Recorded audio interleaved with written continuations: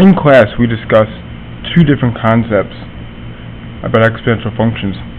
And the first thing we did was we derived the compounding formula.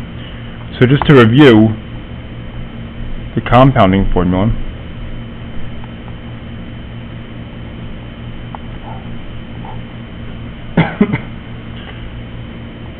it would be, you take the principal, 1 plus r over n to the nt. And this is where p is the initial, r is the rate of growth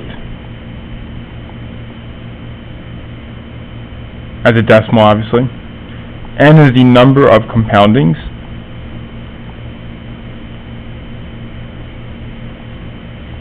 and obviously t is the time.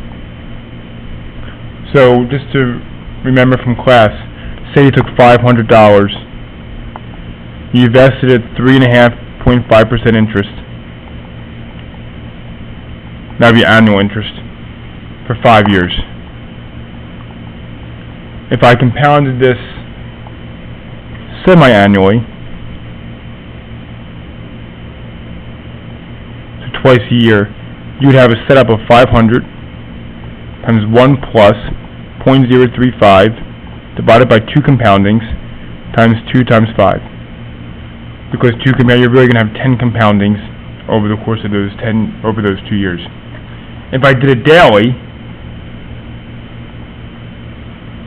it would just be 500 times 1 plus 0.035 over 365 times the 365 times 5 compoundments. And again, what we noticed in class is that when we did this idea, this actually went towards a value.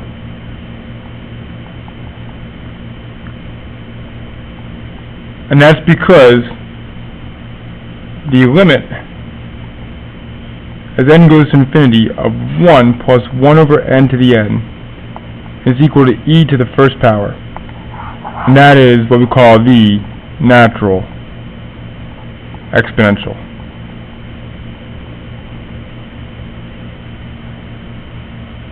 So the last thing we did is make that connection to natural exponential function. You can find this on your calculator.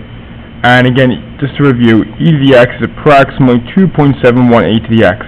It's important to realize that this is nothing more than an exponential function, and that is it.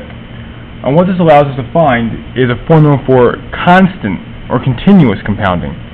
So formula for continuous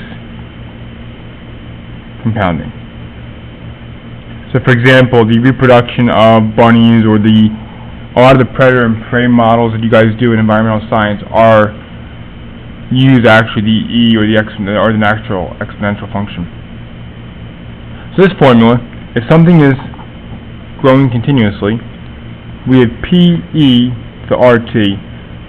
R is a percent, is a decimal, and T is still time, and P is still the initial. So to give you a quick example, if I take 500 bunnies and they grow at 3% each year, then for 10 years, then it would be 500 e to 0.03 times 10. The most common mistake is people putting a 1 there. The formula already has that built in because e is equal to, come up here, the 100% plus this. So e already takes in the 100%. And that wraps things up. So for tomorrow, please complete the homework assignment up on the e-board and come in with any questions. Thank you.